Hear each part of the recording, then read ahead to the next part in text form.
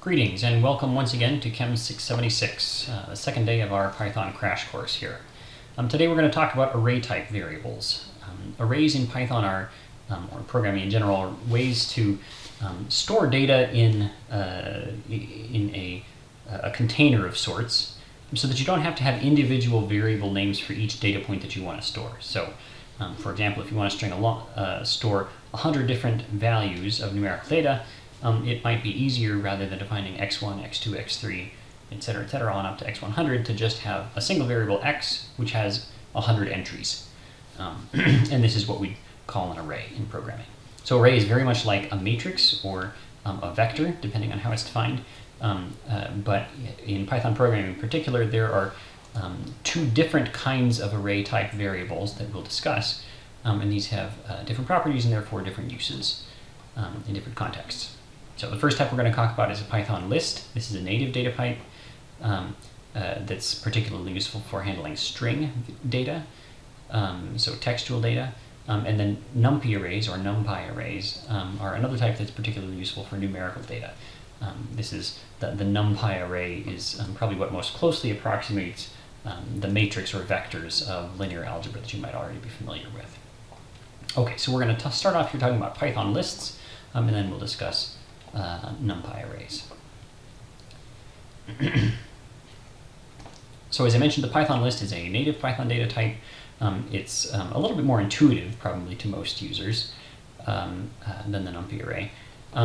You can define a Python list in a couple of ways. The most straightforward is just to write a list of the elements that you want to have in your list, separated by commas and surrounded by a pair of square brackets. So square bracket, and then first element, comma, second element, comma, third element, etc., and then close with a square bracket. As you can see from the example shown here on the screen, the elements in that list can be can have different data types. So in this particular example, my first element is an integer, the number 1. The second element is also an integer, the number 2. And the third element is actually a string, which spells out the word 3, but this is a string. This is a text variable, not, in contrast to the numerical data that I started with. The second way to define a list is to pass a list of arguments separated by commas and enclosed in parentheses to the list command. So there's a function called list which creates a Python list variable by storing all of the elements in the that's passed to it inside this pair of parentheses. So the pair of parentheses that you pass here is actually, so you'll notice here in the list command there's actually two parentheses. So list open paren, 1, 2, 3, close paren. There's two sets of parentheses here. The outside set of parentheses is just denoting the beginning and ending of the list argument.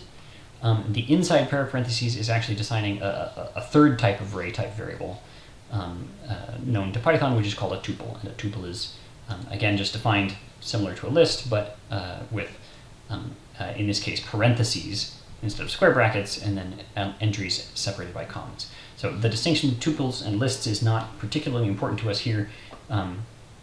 A list is, in fact, an immutable, essentially an immutable a tuple is essentially an immutable list, but we won't go into much detail as to what that means or why you would need one or the other. For now, all you need to know is that when you pass a list argument to a function, often when you pass multiple arguments to a function, you'll want to enclose those arguments inside of a pair of parentheses, like is done here, just to avoid having to pass many separate arguments. Enclosing it in a pair of parentheses means that you're passing only a single argument, whose elements are the individual arguments you want to pass to the function. Okay, in any case, the outcome of these two commands is exactly the same. So in both cases, we've defined a new list named, in this case, myList, whose elements are the variable, the values 1, 2, and the string 3. Okay, there's some useful functions to use to manipulate lists in addition to this sort of basic definition for creating lists. You can, in particular, add to lists by using either the extend or append commands. The distinction between these commands is most important if you want to add a new list to an existing list. So if I want to have an existing list and I want to append and I want to append data that's contained in another list to the original list. Okay, so for example, we defined up here a variable called mylist whose elements are 1, 2, and the string 3. And let's suppose that we want to append the elements A and B to that list so that our new list should read 1, 2, 3, A, B. We can accomplish that by using the extend command. So we type mylist.extend and then pass as a list the elements A and B. So A and B are themselves contained in a list. We pass it to mylist.extend, and this returns, this causes the object mylist to now have 2 more elements, A and B. This is in contrast to what would happen if you pass that same list, A comma B, to mylist via the mylist.append command. So instead of extend, here we're using mylist.append. If we use mylist.append, that means the list AB itself will now be the next element in the list. So whereas before we had 1, 2, 3, A, B, now we have 1, 2, 3, and the list AB. So in one case, the list passed to the argument is appended as an element itself. In the other case, the individual elements in that list are individually appended to the original list. Okay, so 2 ways of adding items to lists. Both can be very useful depending on the context, and both relatively straightforward to implement. Okay, as is already sort of illustrated in this example here, it's possible to have lists of lists. So this example we used already, introduced by the append command, is itself a list where the first 3 elements are individual items, and the third element is itself a list. So just to point out here, there's no problem with creating lists of this sort in the Python language. So, and in fact, it's important to notice that the lists that we create here don't have to be rectangular. In other words, I can have my first element can be a single value, and my second element can be a list. There's no relationship, there doesn't need to be any relationship between the length or the number of elements in the first entry and the number of elements in the second entry. This is in contrast to what we'll see in a few minutes in regard to the NumPy, in regard to NumPy arrays, where we have to have a single, a well-defined number of rows and number of columns, or number of entries in each dimension in our arrays. Okay, to access list elements, we can just provide indices. So most of this is intuitive. The main important thing to notice here is that indexing starts at 0, not at 1. So if you used MATLAB in the past, you may be used to starting your indexing at 1. In Python, as in most programming languages, indexing starts at 0. So mylist of 0 is the first element in the array mylist. Mylist of 2 is the third element in mylist. If you have a multi-dimensional list, you can use multiple pairs of square brackets to get the elements. So my 2D list of 1, if this is my 2D list, the example provided up here, my 2D list of 1 refers to the second element in my 2D list, which is the list 2, 3. If I ask for my 2D list of 1, I get the list 2, 3. If I now ask my 2D list of 1 bracket 0, that takes the first element of the sublist 2, 3. So that would return the value 2. Okay. Another the thing that actually makes Python lists really handy, especially for text processing, is the ability to rapidly search the list and find elements that you may or may not know whether they are contained in the list. So there's 2 nice functions for this. One is the count function. So if we have a list named file list, this might be a list of file names, for example, in a directory, we could use the function filelist.count, and then the function will actually parse through the list file list and check how many elements there are that match the value of what we passed to the list. So example, filelist.count of readme.txt, we'll look through the list and see how many instances the list contains of an entry that reads readme.txt. So if it's found exactly once, filelist.count will return 1. If it's found 2, if there's 2 elements whose values are readme.txt, it'll return 2, etc. Similarly, if you want to know the index of a list, index of an item contained in a list, but you don't know it to begin with, you can use the filelist.index command. So this does the same thing as filelist.count, but instead of telling you how many, appearances of readme.txt, for example, appear in the list, it'll tell you the index of where readme.txt appears in the list. Notice that there's room for some ambiguity here in two cases. So if filelist doesn't contain readme.txt, this will actually throw an error. So you want to make sure that your list does in fact contain the search string before you reference filelist.index. So for example, you could check that it contains a search string by using filelist.count to just make sure that it is actually found in the list. And then second, if there's more than one element in the list who matches the search string, it'll return only the lowest valued index. So if readme.txt is found at both index 0 and index 5, filelist.index will return just 0. Okay, other than that, Python lists are really, I think, relatively intuitive for most purposes, so we're not going to dwell in great detail on their properties here. I think we'll end there with our description, and we'll get a little more experience with them as we turn to different problems. So from there, I want to move on to NumPy arrays to talk about their basic properties and how we can use them, in particular in the context of linear algebra manipulations. Okay, so as I said before, NumPy arrays are a little bit closer to what you might think of, in particular two-dimensional NumPy arrays, m by n arrays, are perhaps a little closer to what you might think of as a matrix coming from the perspective of linear algebra. Similarly, a one-dimensional NumPy array, a 1 by n matrix, or just an n-element vector, is sort of close to what you might think of as a vector in linear algebra. And the reason I say that they're similar is that the NumPy array, the NumPy library is built with linear algebra in mind, as linear algebra and perhaps signal processing as well. And so NumPy arrays come with a nice set of commands that you can that can be used to manipulate those arrays, to perform linear algebra type operations such as addition, multiplication, or eigenvalue solving. So the NumPy library provides a really nice set of tools for solving linear algebra type of problems here. Okay, so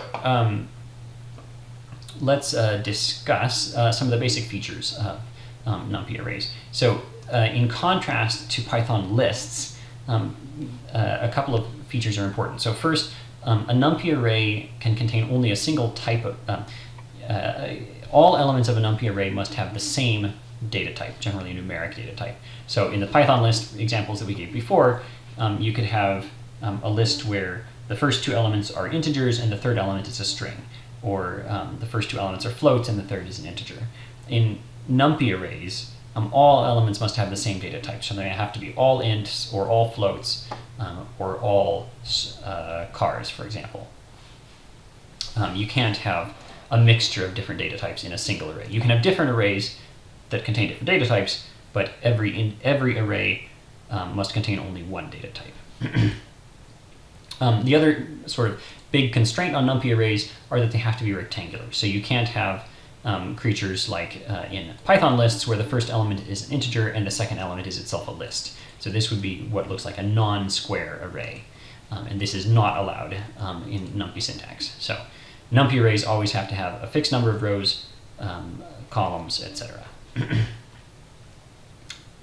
Okay, to initialize a NumPy array, there's a number of different ways to do it. The simplest way to do it is to actually explicitly type everything out. So you can do, for example, my 1D array equals np.array of, and then just enter the corresponding list, the corresponding Python list, spelling all the elements out exactly the way we saw in the last case. So this would create for us a NumPy array whose elements are 1, 2, and 3. The passage to np.array is important if we want to manipulate this array as a NumPy object. So for example, with a Python list, you would get a very different result if you tried to add the list 1, 2, 3 to itself, if you're adding it as a list versus if you're adding it as a NumPy array. So it's very important to make sure you cast your arrays to NumPy arrays if you want to use NumPy features on them, like addition and scalar and matrix multiplication. Okay, you can similarly do, so this is an example with just data with a single row and multiple columns. You can similarly do multiple rows in the same way. You have each row is spelled out as a Python list, and then the columns, each row is spelled out as a Python list sort of stacked on top of the other Python lists, stacked on top of the other rows, which themselves are also Python lists. Okay, alternatively, there's a bunch of built-in functions that create different types of Python arrays. So for example, np.zeros creates arrays whose elements are all 0, and the only argument you have to pass to np.zeros is, again, a tuple, which specifies the dimensions of the array. So for example, np.arrays of 2, 3 returns a 2 by 3 array. np.zeros of 2, 10 would return a 2 by 10 array. np.zeros of 2 by 3, 2, 3, 10 creates a 2 by 3 by 10 array. So this would be an example of a 3D array, three-dimensional array, containing 60 different entries. In all those cases, all the entries are set to 0. So that's the function of np.zeros, is just to create an array whose entries are 0. np.ones does exactly the same thing, but instead of setting all the elements to zeros, they're all set to a value of 1. np.arange creates a range of elements. This is an n-element vector, essentially, where the elements range from start, where the range of elements produced are determined by the arguments passed to the function. So in the sort of basic syntax is np.arange of start, stop, stride produces an numpy vector whose elements start at the first argument, what I've written here as start, ends just before the second argument, what I've noted here as stop, and takes a step size of stride in going from one element to the next. So for example, the first element would be start, second element would be start plus stride, third element would be start plus stride, etc., until you get to an element whose such that the next element in the sequence would meet or exceed the stop value. So it's important to notice that you don't ever reach the stop value from the arange command. So for example, if you do np.arange of 0, 10, 1, you're going to get the integers from 0 through 9, but it's not going to go all the way to 10. So we stop just before 10. np.arange of 0, 10, 2 would produce the same result, but we would only produce every other number. So this np.arange of 0, 10, 2 would be 0, 2, 4, 6, 8, for example. np.I creates identity matrices of various sizes. So np.I of n creates an n by n matrix whose elements are all 0 except for the diagonal, which contains 1s. The identity matrix is important in linear algebra because the identity matrix times any other matrix produces the other matrix. So the matrix is unchanged when it's multiplied by the identity. So in linear algebra, in matrix multiplication in linear algebra, the identity matrix plays essentially the same role as 1 does in multiplying scalar numbers. Okay, and then finally np.random.random. This should, in fact, the second instance here should be np.random.random, not np.random.rand. I'll update that in the notes. The np.random.random function produces a vector of various lengths that contains random numbers, evenly distributed between 0 and 1. The reason there's two appearances of random here, so np.random.random instead of just np.random, is that there's many different types of distribution you can sample from in the random library. So np.random.random produces random numbers between 0 and 1, evenly distributed. np.random.normal, for example, produces elements sampled from a normal distribution. So there's a bunch of different distributions that you can sample from using the np.random class of functions. Okay, and then similar to np.zeros and np.ones, you can also specify multiple dimensions if you want to produce, for example, a 2 by 3 by 10 array of random numbers sampled between 0 and 1. Okay, you can control the shape of a numpy array just by using the command x.shape. So array name.shape equals, and then again a tuple that specifies the size of the array. So if I start with x set to np.arange of 10, this has the values then 0, 1, 2, 3, 4, 5, 6, 7, 8, 9, so 10 elements in a single row. If I make x.shape equals 2, 5, that'll stack the elements on top of each other so that I've got 0 through 4 as the first row and 5 through 9 as the second row. If I were to do x.shape of 5, 2, I would stack the rows on top of each other such that 0 and 1 go together, stacked on top of 2, 3, stacked on top of 4, 5, stacked on top of 6, 7, stacked on top of 8, 9. You'll get errors if you try to specify a shape that doesn't have the same number of elements as the original matrix. So if you said x.shape equals 5, 3, you would get an error because 5 times 3 is 15, and this would be trying to create an array with an overall shape, an overall number of elements which is larger than the number that you started with. Indexing NumPy arrays ranges from very simple to rather complex. In the first instance, indexing is very much like indexing Python lists, where you just provide in square brackets the integer corresponding to the element that you're thinking of. So in a 1 by n in an n element vector, for example, you could just say array name square bracket 0 to index the first element, or array name square bracket 1 to reach the second element. In a 2D array, in square bracket 0, 0 indicates the first element,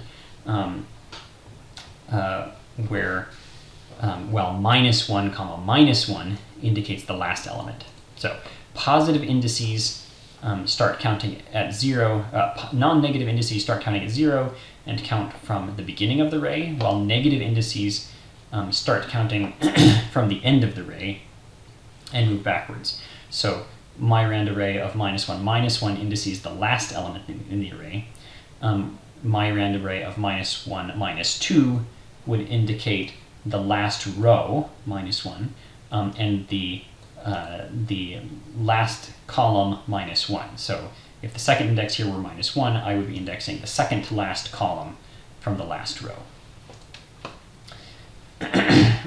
Multi-element indexing is generally similar. If you want to specify more than one element at a time, you can provide simply a range of values now instead of just a single values. The range of values is indicated by adding a colon in between the indices. So for example, if x is np.a range of 10, so this has values that go from 0 through 9, x of 0 through 3 is going to give me the first 3 values, x of 0, x of 1, and x of 2, which in this np.a range of 10 is 0, 1, 2. X of 2 through 5 would be elements x of 2, x of 3, and x of 5 returned as a vector, so I would get 2, 3, 4. You can specify a non-unit stride, so if you want to take step sizes larger than 1, you can add a second colon and then put an integer after it. So for example, x of 0, 5, 2 says give me the elements in the vector that start at 0. So I'm going to start with the 0th element. I'm going to go up to the 5th element, but not, or up almost to the 5th element, so one step behind the 5th element, and I'm going to take a step size of 2. So this is going to be x of 0, x of 2, and then x of 4. So I should get 3 outputs from that command. Note that there's default values of start equals 0 and stride equals 1. So if you only, we've already essentially covered this syntax already, but if you don't specify a start index or a stride index, the default assumption is that you need to start at 0 and that you're going up through 1. So for example, x of 5, 2 is the same as x of 0, 5, 2. Okay. Similarly, if no stop index is specified, the slice is taken to go to the end of the dimension. So x of 5 would extend from the 5th element to the end of the array. Similarly implied here is that if you don't provide anything, you just provide x of colon, that's going to indicate all elements. So colon stands for a range. Colon stands for a range of elements. If there's no start element provided, it assumes we start at 0. If there's no end element provided, it assumes we go all the way to the end. So x of colon just returns the entire array. Okay, and then multi-dimensional indexing is in general very similar. We already covered two-dimensional indexing up here, but we should note here that you can pass, you can get multi-element, multi-dimensional indexing as well. So you can provide, for example, a range of, you can ask for a range of rows or range of columns, and then put a comma, and then specify what you want done with the other dimensions. So x of 0, 2 says I want elements, I want to space my rows, sample the rows with a spacing of 2, so 0, 2, 4, 6, etc. And I want my column, I want to take only the 0th column, so the first column from the array. I could have also given a colon here, and that would have given me all columns. So rows 0, 2, 4, 6, etc., and all columns, if I were to put a colon here instead of a 0. There are some more complicated multi-element, multi-dimensional indexing options available here, so that you can get non-rectangular subarrays. And for that, you can check out the documentation page, but we'll address those when we come up to them. I should mention here, before I forget it, there's a link here to the official NumPy documentation on array indexing, and I highly recommend that you take a look at this. This is a much more in-depth description of how indexing works in NumPy, and it can be a little bit confusing, so I strongly recommend that you take a look at that page and get somewhat familiar with its contents. Okay, I should mention also that there's an important distinction between what's called viewing and copying a NumPy array.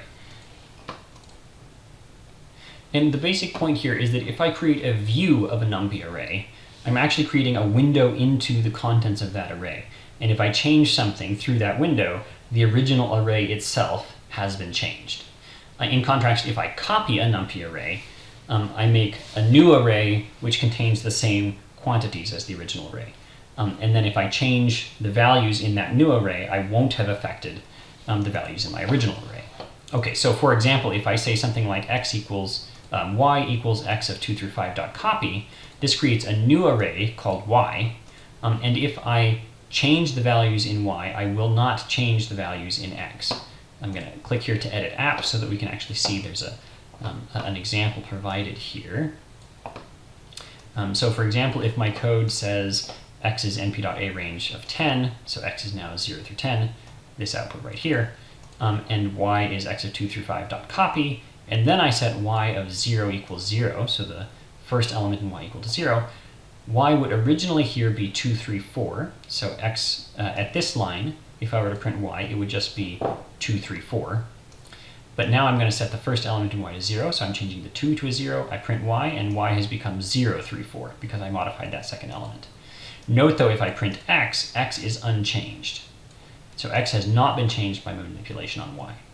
On the other hand, if I make a view of my array, so I say x is np.a range of 10, x is exactly the same as it was before, y I'm going to write y I'm going to define to be x of 2 through 5 without the dot copy. So before I had a command dot copy here, and now I'm going to take that away. What happens is now that when I execute this code, y has become a window into the 2 through 5 elements of x. If I now change y of 0 equal to 0, that actually modifies the value in x. So before, x was 0, 1, 2, 3, 4, 5, 6, 7, 8, 9. Now x is 0, 1, 0, 3, 4, 5, 6, 7, 8, 9. So the third element in x has actually been modified because I changed the value in y. So this is a really critical difference between in behaviors between creating a view and creating a copy of a NumPy array. And it's really important to make sure that you're doing make sure that you're manipulating the data that you think you are, that you're not going back and changing values in an earlier matrix because you've modified another variable later on in your code. So for safety, I strongly recommend if you don't want if you really don't want to create a view, what you're really thinking about is a copy, I strongly recommend that you just add an explicit .copy tag to the end of your variable definitions. And that'll just make sure that you don't accidentally go back and modify your data at a later date. The reason you can get away with doing this in different, with not creating the .copy, not using .copy, is that there's some syntaxes where where a copy is actually the default value for returning. So in this case, when I say x of 2 through 5, this is by default, y is in this syntax by default set as a view of the array. There are syntax, it is possible to create y as a copy of the array without explicitly typing .copy, but I strongly recommend simply just using .copy to make sure that you have. If you want to make a copy, then I strongly recommend using an explicit .copy command to make sure that that's what you're doing.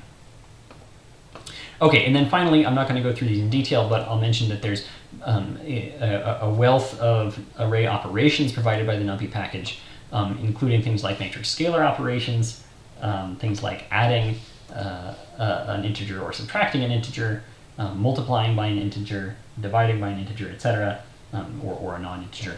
And this behaves exactly the way you might think. So 3 times A is the matrix. If A is a matrix, a NumPy array, then 3 times A is the matrix or array where each element is multiplied by 3. A minus 3 is the array where each element has 3 subtracted from the original matrix. A divided by 3 is the array where each element has been divided by 3, etc., etc. Matrix addition and subtraction works exactly the way you would think it would too. If I add A plus A, I get the same thing as 2 times A. A minus A returns a 0 matrix. Matrix multiplication, this is kind of an important distinction. There's 2 different kinds of matrix multiplication common in scientific computing. So first, there's the element-wise product of 2 matrices, where if A and B are my 2 matrices, then A of 0, 0 gets multiplied by B of 0, 0, A of 0, 1 gets multiplied by B of 0, 1, A of 0, 2 gets multiplied by B of 0, 2, etc., etc. Or there's the matrix product, where the mn element in the product is actually the linear algebra dot product of the mth row with the mth column. This is sort of a complicated concept if you don't have a background in linear algebra. It's not at all clear why you would define a matrix product in this way. It turns out, though, that this type of matrix product has some really nice properties in linear algebra, and in particular in quantum mechanics, as relevant to spectroscopy. So this way of defining matrix products actually turns out to be extremely useful in the sciences.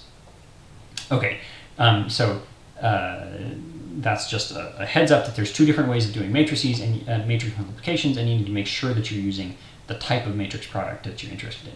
So in Python, the star symbol, with NumPy arrays in particular, the star symbol indicates the element-wise product, whereas the at symbol, so A at B, indicates the matrix product of the 2. Or you can simply use np.matmul is the long syntax. np.multiply is the long syntax for element-wise product. np.matmul is the long syntax for matrix product. Okay, element-wise division looks exactly the same as you might think it is. And then matrix diagonalization is something that we'll see later in the course. This is a way of finding eigenvectors and eigenvalues for a matrix. The eigenvectors are vectors where there exists a value called the eigenvalue such that the matrix multiplied by that vector returns the eigenvalue multiplied by that vector. So when operating on the eigenvectors of a matrix, so to the eigenvectors of a matrix, the matrix acts just like a scalar multiplication. And that's the feature that defines an eigenvalue-eigenvector pair for a given matrix. We'll come to those to see what those are useful for in more detail later in the course. Okay, I think we'll stop with that for today, and I encourage you to explore these concepts and work through the code here. Read through the documentation and work through a few examples for yourself to sort of solidify these ideas.